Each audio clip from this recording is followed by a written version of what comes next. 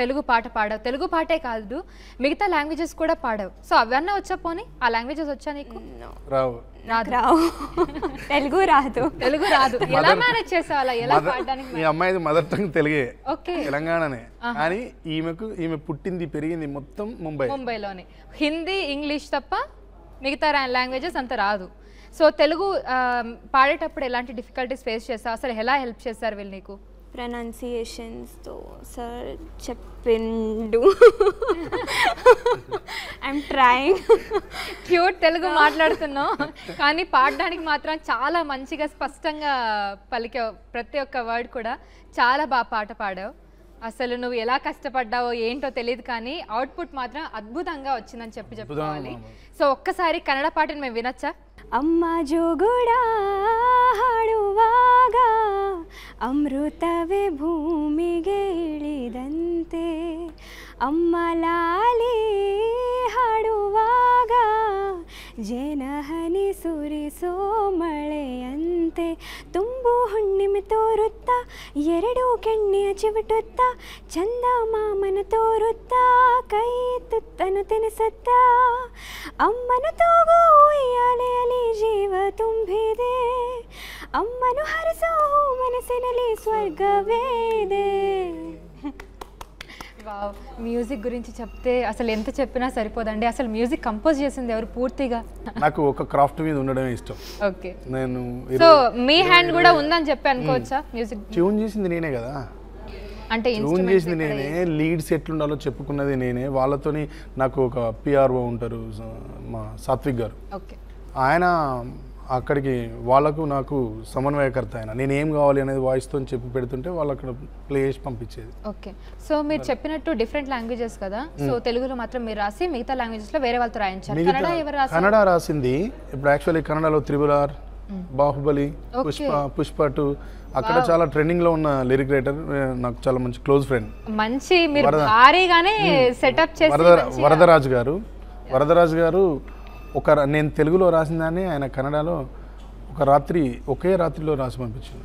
నేను రాసిన తర్వాత నాకు తెలుగులో ఇట్లా యాజ్ ఇట్ ఈజ్ తెలుగులో ఉన్న ప్రాస వచ్చేలా ట్రై చేయండి అన్న అంటే, తెలుగులో నేను ఏదైతే చెప్పానో ఆయన యాజ్ ఇట్ ఈజ్ కన్నడలో కూడా చాలా దగ్గర ఉంటుంది మనకు భాష.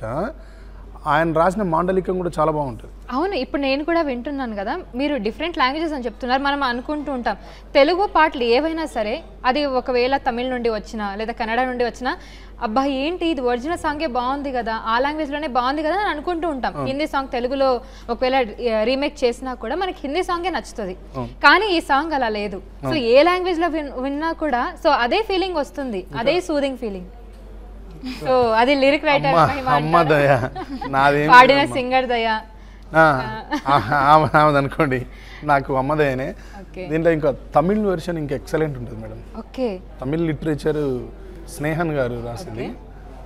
ఆయనను కూడా నాకు భాష గారు ఇచ్చింది, కీరవాణి గారి మేనేజర్, ఆయన ఇచ్చిన లిరిక్ రైటర్ కూడా. ఆయన కూడా చాలా బాగా రాసింది.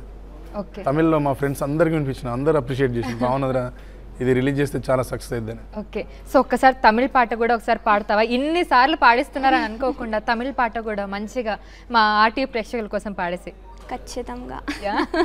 Wow, Telugu we bless. Pronunciations భూల్ చూక్ మాఫ్. సరిగ్గా తెలుగులో చెప్పండి. తెలుగులో ఏమని చెప్తారు తెలుగులో? చెప్పండి సురేందర్ గారు. నేను పాటలు తప్ప మాటలు నువ్వే చెప్పాలి. నాకు ఏ భాష మీద పట్టు లేదు, ఇప్పుడిప్పుడే నేర్చుకుంటున్నా. నేను పాడుతున్నప్పుడు ఆ లిటరేచర్ వచ్చిన వాళ్ళు నా పక్కన ఉండి పాటని బాగా పాడించినాడు. నాకు ఇప్పుడు గుర్తుకుండదు, నేను సరిగ్గా పాడలేను. గుర్తుకుండదు, సరిగ్గా పాడలేవు. భాషలో దోషాలు ఏమైనా పాడితే నన్ను క్షమించండి. ఓకే, ఇప్పుడు పాడు. అమ్మ పాడుం తాలాట அம்ரிதத்தை விடவும் இன்னிக்கிறதே அம்மா பாடும் மாறிறாரோ தேன் சிந்தும் நதியாய் பாய்கிறதே வெள்ளி நிலவினை காட்டுத்தான் நகத்தால் கணத்தை கிள்ளித்தான் வெள்ளி நிலவினை காட்டுத்தான் நகத்தால் கணத்தை கிள்ளித்தான் ஊட்டி விட்டி உஞ்சலாட்டும் நம்மாறுதல் உயிரை காக்கும் நூறாண்டு நல்வாழ்த்துக்கள். Wow, excellent. చాలా బాగుంది, చాలా అద్భుతంగా ఉంది సురేందర్ గారు. అసలు మీరు రాయడం, ఆ కంపోజిషన్ కానీ చాలా లైవ్లీగా అనిపించింది. తిను పాడుతున్నప్పుడు ప్రతి లాంగ్వేజ్లో కూడా చాలా అద్భుతంగా ఉంది. ఇంకా మలయాళంలో కూడా వస్తుంది అని అంటున్నారు. సో అందులో కూడా వింటాం, నాకు తెలిసి అది కూడా అద్దరిపోతుందని అనుకుంటున్నాను.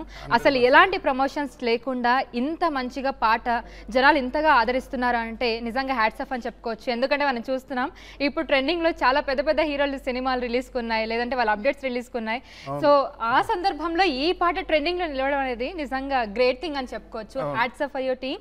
అండ్ విజువల్ కూడా అదిరిపోయింది. మీకు కూడా కంగ్రాచులేషన్స్ అండి. మీరు ఇంత మంచిగా విజువల్ రావడానికి మీరే రీజన్ అని చెప్పి సురేందర్ గారు కూడా ఈ మేకింగ్ అంతా ఈయనే కారణం, మీరే కారణం అని చెప్పారు. So congratulations to the whole team. మీరు ఇంకా ఈ పాట ఇంకా కొన్ని మిలియన్స్ ట్రిలియన్స్లో వెళ్ళాలని చెప్పి మనస్ఫూర్తిగా కోరుకుంటున్నాను. సో చాలా బాగుందండి పాట. So thank you so much for coming. Me valuable టైంని మాకు ఇచ్చినందుకు థ్యాంక్ యూ. మీకే కృతజ్ఞతలు. Yeah, thank you so much for watching. మరిన్ని వీడియోస్ కోసం ఛానల్ ని సబ్స్క్రైబ్ చేయండి, లేటెస్ట్ అప్డేట్స్ కోసం వాట్సాప్ ఛానల్ ని ఫాలో చేయండి అండ్ లింక్ డిస్క్రిప్షన్ లో ఉంది.